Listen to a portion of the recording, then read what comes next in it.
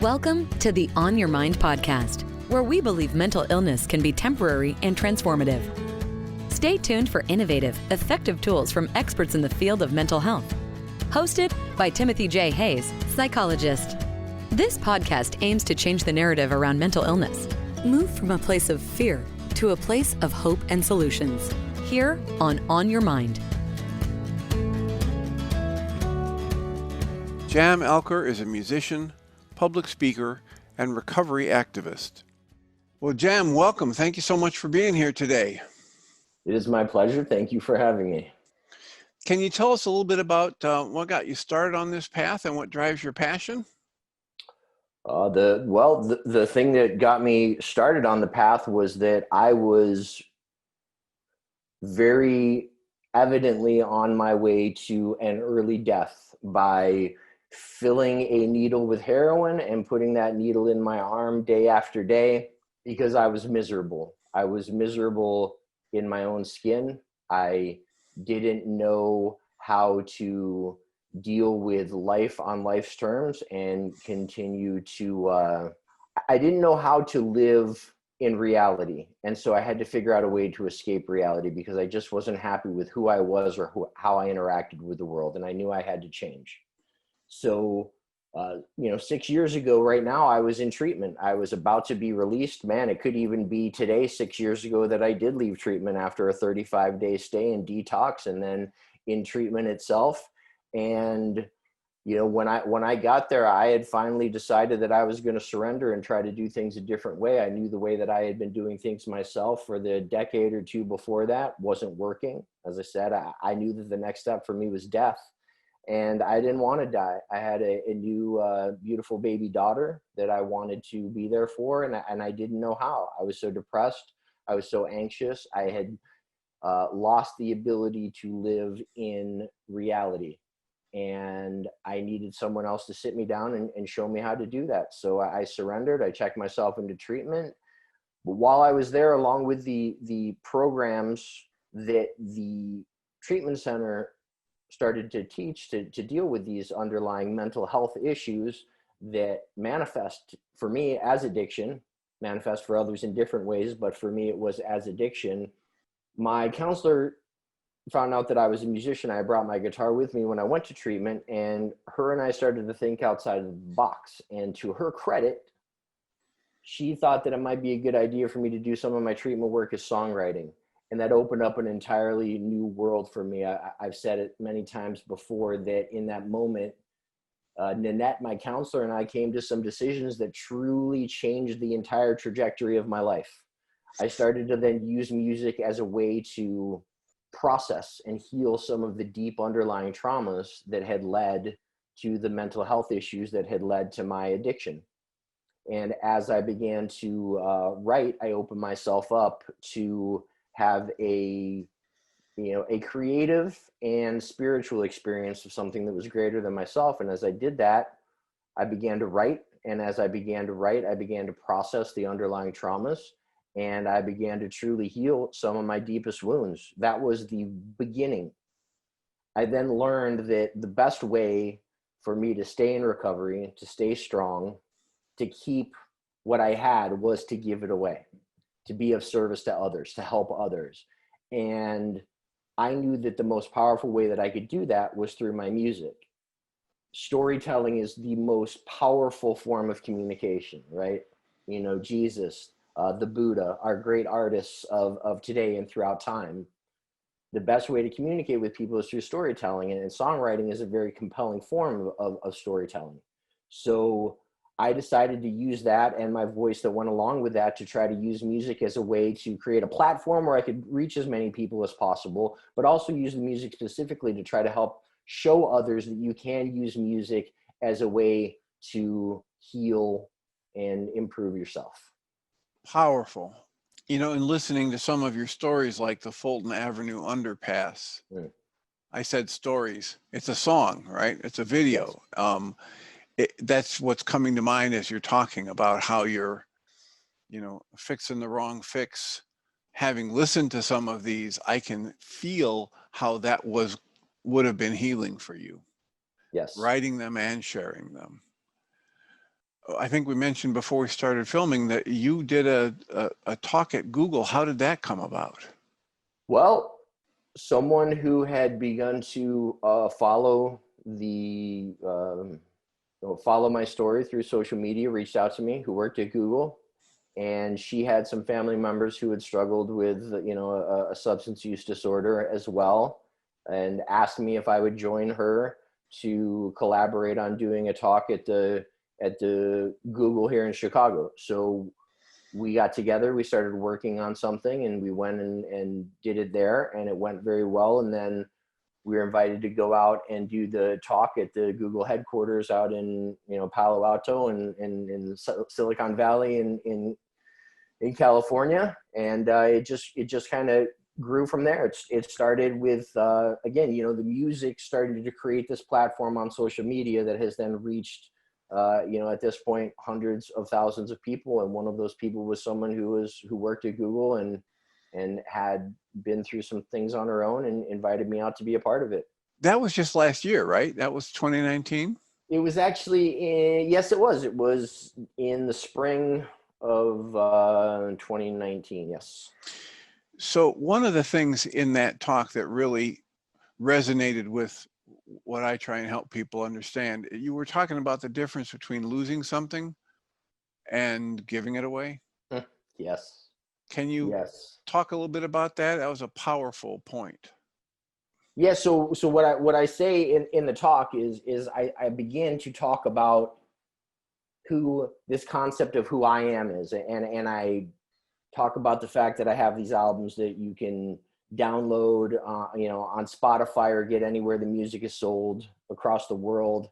The documentary that's been filmed about me. I'm national touring speaker, and these are the things that you're told as to sort of who you are. But what I have to remember is that first and foremost, I am a person in long-term recovery. I'm a grateful recovering addict, because if I forget that and start to put those other things ahead of my recovery, these things that are the gifts of my recovery, if I put those things ahead of it, what will happen? And if I'm speaking to a group of people who are in recovery, or if I'm speaking at a treatment center, you say, "What? Anything you put ahead of your recovery, what will you do?" And they'll say, "You'll lose it. Anything you put ahead of your recovery, you will lose." And I say that I don't agree with that. I will not lose those things. I will give them away. I've seen it. I've done it. I didn't lose $500,000 in a couch cushion somewhere. I didn't, misplace some of my, dearest relationships. I didn't lose these things. I gave them away. I gave them away in bars and in basements and on the back streets of the west side of Chicago. So that is something that I have to remember, is that this doesn't just passively happen. This actively happens as a result of me putting other things ahead of my recovery.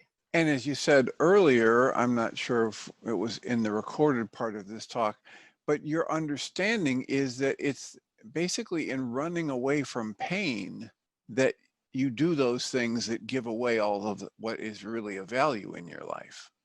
Yes, it is an absolute truth that these things exist, that it's not the thing that I am taking in and experiencing as pain is something that I am going to continue to experience. It is my decision in terms of the way that I sort of synthesize it, the way that I process it, whether or not I continue to feel it as pain, or I'm able to process it and transform it into a lesson in life. Something that is a discomfort that I can move past. But running away from these things, it doesn't work. It doesn't get the job done. These things have to be experienced. They have to be processed. They have to be moved through. That really is the only answer. And that's where, I talk about then how I've been able to use music and writing and active listening and some of these other techniques that I've learned along the way as a way to help me to sort of deal with and process and work through that pain. We're talking about emotional pain here, obviously. Physical pain is an entirely different thing, but this internal suffering that happens, whether it's based off of past traumas or it's based off of something that's happening in the present moment, that rather than accepting it as it is, trying to, push against it, it's this idea like you're in the river and you're just pushing against the current. And I used to do that constantly with all of the things in my life. No, I want it this way. I want it this way, rather than accepting things as they are, moving with the flow, not allowing that to cause that discomfort or pain. And by allowing yourself to accept things as they are rather than the way that you would want them to be, it allows for some degree of peace and clarity within yourself, which actually gives you more wisdom and a better ability to actually deal with whatever the problem is that's causing that discomfort or pain. So what are the tools that you would say you use most often in your recovery? So the tools that I probably use most often when I'm successful, and I talk about all of these things, but I want to make it clear that none of this means that I don't struggle. I also, I struggle, and I will continue to struggle, I think, for the rest of my life. But when I do, that idea of acceptance, which is something that is one of the core principles of the 12-step program that I am a part of, this idea that acceptance is the answer to my problems. And it's what I was just talking about, experiencing the world as it is rather than the way that I would want it to be, because it will never be exactly the way that I want it to be. And I have to accept that, a part of the disease of addiction is that you are very selfish, sort of self-centered person oftentimes. And that's one of the great things about being of service, is it gets you outside of yourself and stops making you so completely ego-centered. When I'm able to do that, I'm able to see that, yes, the world is not going to unfold exactly the way that I want it to, but the more that I can accept it unfolding the way that it is, the better that I can navigate things and the less discomfort that I'm feeling. So that's one of the keys, but that sort of takes it to that next layer that I talked about in there, which is service. Being of service is the key and the core. That in music and me using music as a way to be of service to others is what has created my purpose.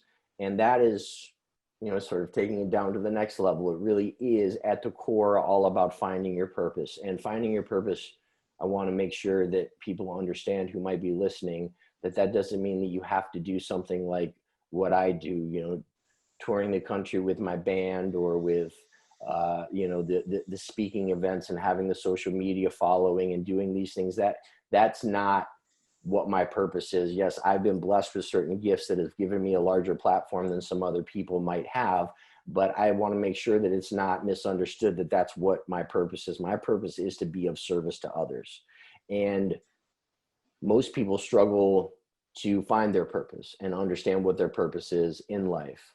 And what I have found in my case, as well as following the advice of any of the, spiritual or philosophical leaders or leaders in recovery that I do follow, or motivational leaders that I follow, is that it almost always comes down to being of service to others. You will find your purpose in being of service to others.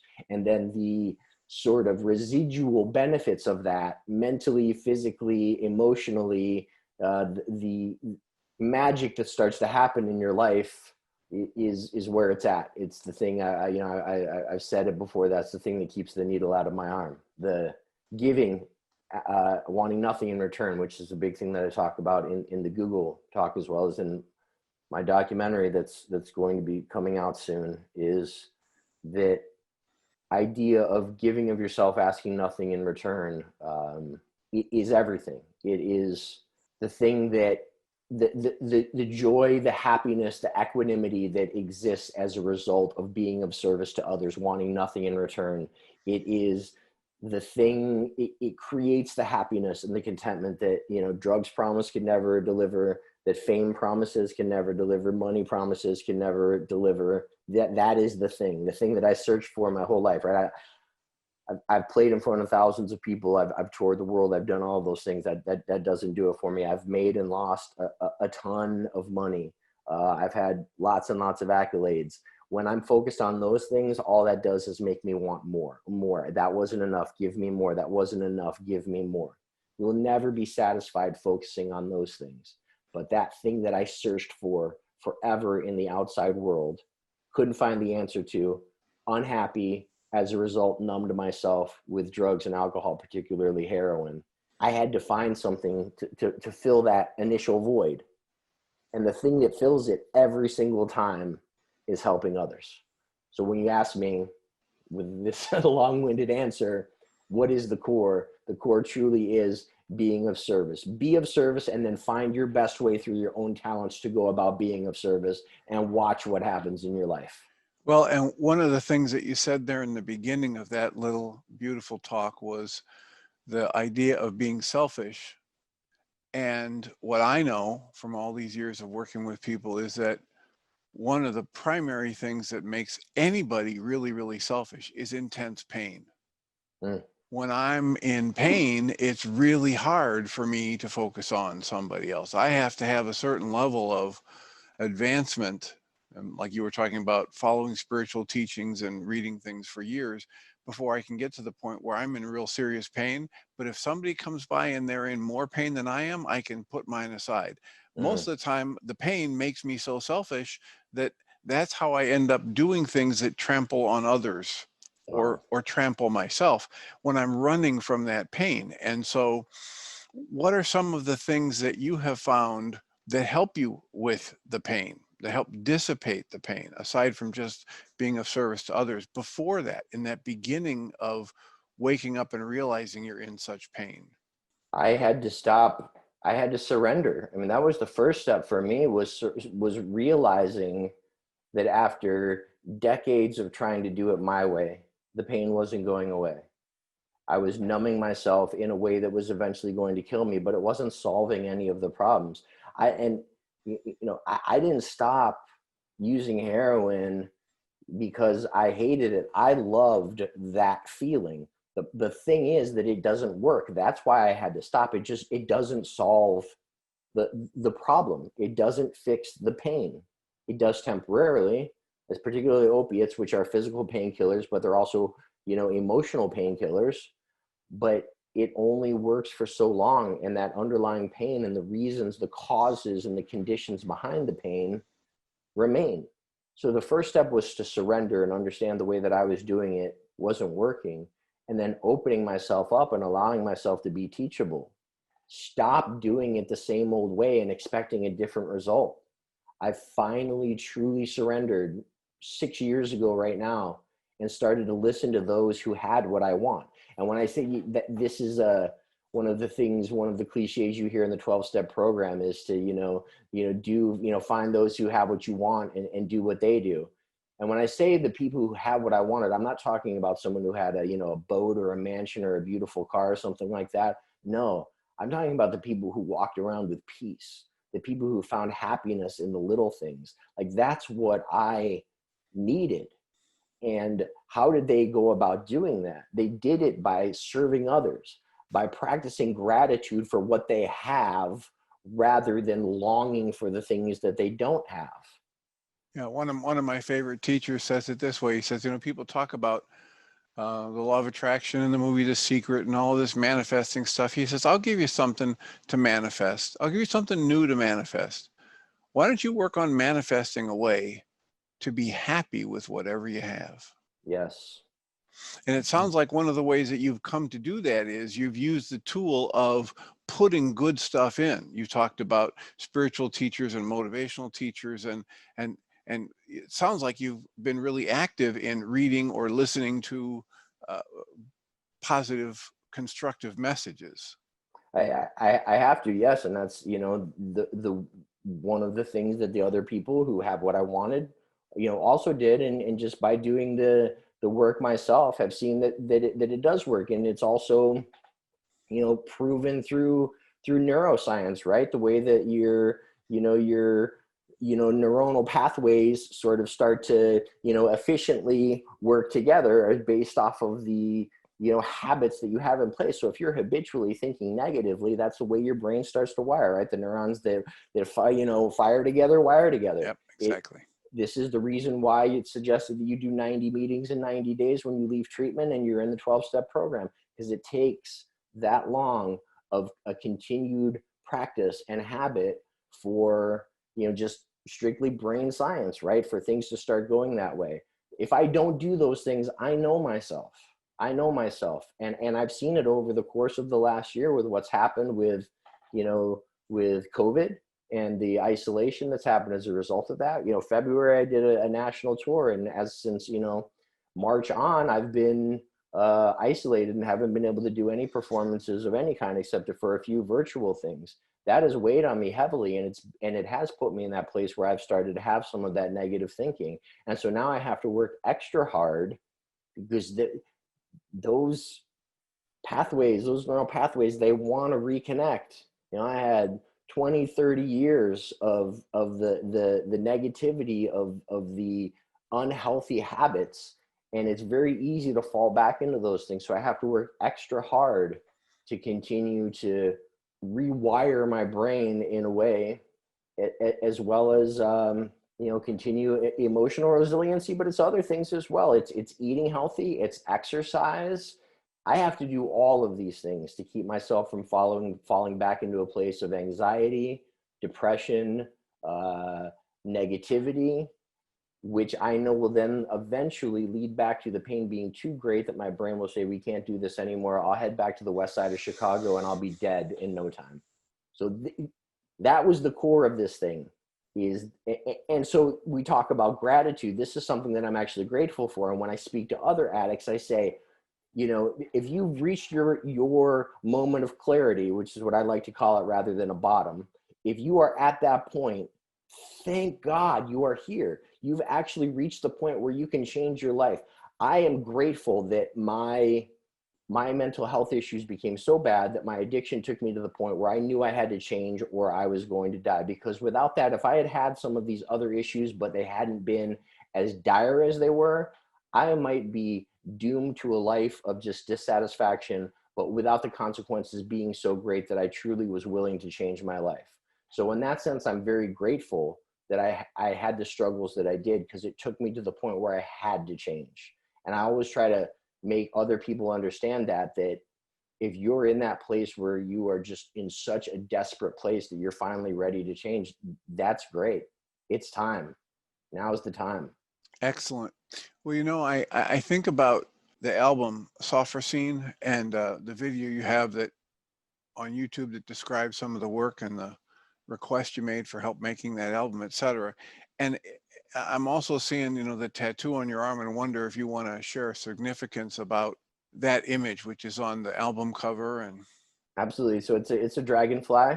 You know, dragonflies are one of the most ancient species that still roam this planet. Spiritually speaking, they represent strength and resiliency and the ability to persevere through the most difficult of times.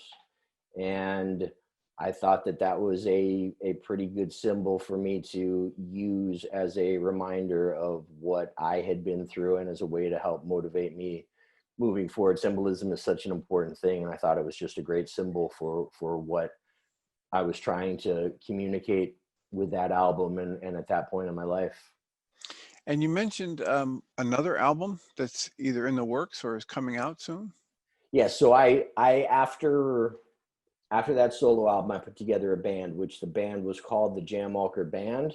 And then then we got a deal with Sony. And so we decided to switch it to the JAB, the JAB, short for the Jam Alker Band. So that album actually came out last year. It came out February 4th under the name The Jab. And that was the same day that we started our first national tour, which lasted through until March 1st. Then we came home, and 2 weeks later, the country and the world sort of, I suppose other areas of the world had already shut down, but yeah, the country shut down at that point. But yeah, I have a second album out under the name The Jab, which is a little bit more straight up sort of blues rock album that's out there as well. I got to look for that. I hadn't found that one in doing the research for you. I was listening to songs like Junkyard Dog, A Better Place, Crows, yes, Call to Arms, Fixing the Wrong Fix. And I really enjoyed your cover of What's Going On. You know, as an older person, that's a song that I have heard a lot of people cover over the years. And I think that your raw talent really comes out there. Is there a particular, the story behind a particular song that you think carries a really powerful message you want to share? Sure. So A couple come to mind, certainly Fullerton Avenue underpass, which is about an actual underpass here in Chicago that I would drive by often. And probably about 10, 15 years ago, there was a crack in the wall that a salt stain was coming through, and it ended up creating an image that a lot of people thought looked like the image of the Mother Mary. And so, you know, pilgrims were coming from all over the city and all over the country to this image on the wall and leaving flowers. And maybe about a month after it first showed up, somebody came, unfortunately, and vandalized it and ruined it. But to this day, 15 years later, anytime you drive by there, there are still flowers under that crack in the wall where at one point they believe the Virgin Mary appeared. So also, whenever you drive under that bridge, other than seeing those flowers, you see a large population of people who are experiencing homelessness, who live underneath that underpass in their tents or just out in the open and are begging there. And, there's a lot of drug use that happens there as well. So it occurred to me at one point that at that underpass, there are two different groups of people who congregate at that underpass. Those who are either using drugs or those who are coming to pay their respects at the Mother Mary. And it occurred to me also that whichever population it is that's coming there, they're coming there to worship their own God in a way. And that kind of struck me. So I wrote the song about a lot of the differences and similarities that happen with the devotion that occurs with really strongly worshiping either one of those gods. So that was the point of that song. And the other one that comes to mind is Crows, actually, which you saw the video for that one as well, which is a song that I also wrote very early in my recovery. There's it's a story song about a broken man who's sitting in front of a church and doesn't really understand what happened to his life. It talks about, searching the outside world really for answers that can only be found within. And there's a lot of symbolism in there that I think is really strong and speaks to, sort of that universal underlying discontent that a lot of people have. And, the themes that we've been talking about since we've been sitting here, the dissatisfaction, anger, fear, jealousy, anxiety, depression, and the way that we're taught to find the answers to these things on the outside world rather than looking to the inside where the true answers really exist. I think those are a couple of the songs that are pretty poignant on the first album. Pretty powerful. And the images I was very impressed with, especially the underpass video. I'm located here in the Chicago area, so I heard the news stories about that, and I was aware of it. And I wasn't aware that people were still leaving flowers and things, but to this day. But real powerful imagery in your video about the people who are, at least currently experiencing homelessness. And so what is it about your work that I haven't even touched on and asked you about yet that you'd want to share with our listeners?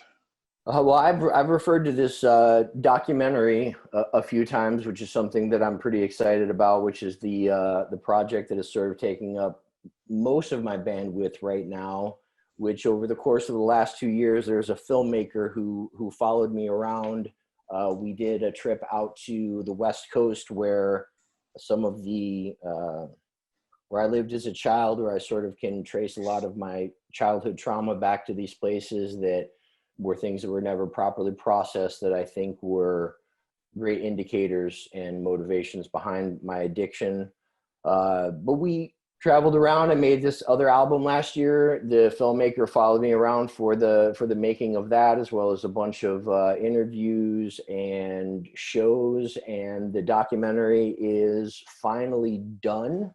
The trailer actually just got finished today, and it's being shopped to several different outlets, including the possibility of it ending up on Netflix. That's sort of still a bit of a long shot, but me being a person who has found that I set my intention and work towards that, oftentimes I've been relatively successful doing so, that I'm going to continue to work towards that. My goal with that as much as has been my goal with any of the projects that I work on, is to really build as large of a platform as I can so that I can be of service to and help as many people as possible. So if the documentary ends up on Netflix, it certainly has the opportunity to help more people on that large platform. But I know it's already helped a lot of people who have seen it, as well as the director of the film. Actually, after finishing filming, while he started editing, he took a 6-week break himself to go to treatment. He realized through the course of making the film that he had a substance use issue himself, and stopped the film and went away to treatment, and is now almost a year sober himself. So if it never does anything to help anyone else, the fact that the film in and of itself helped him is a blessing. But yeah, that is a new thing that we've been working on, and will be out, I would think, within the next few months. It's hard to say with films, depending on what platform it gets released on, but that's something that I'm very excited about. And I'm going to be giving away to be viewed at treatment centers. I saw a documentary when I was in treatment 6 years ago that really helped to motivate me and put me on my path. And I'm hoping that this movie can do the same for others. That is really the biggest thing right now that's exciting, is that we have the film almost done, and it'll be out there in the world relatively soon. Wonderful. You know, I know there's a lot of great resources in the Chicago area. I had the pleasure of interviewing Dan Hostetler, and I think they're Above and Beyond Family Recovery. You know that?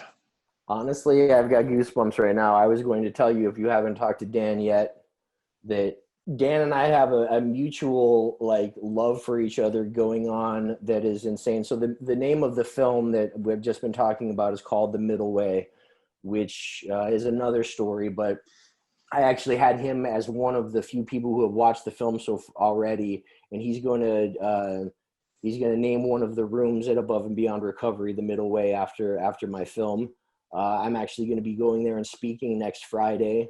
I have a nonprofit as well that offers some different music-based services to people in early recovery. We're just now starting to partner with Above and Beyond Recovery to get some of their clients into our program.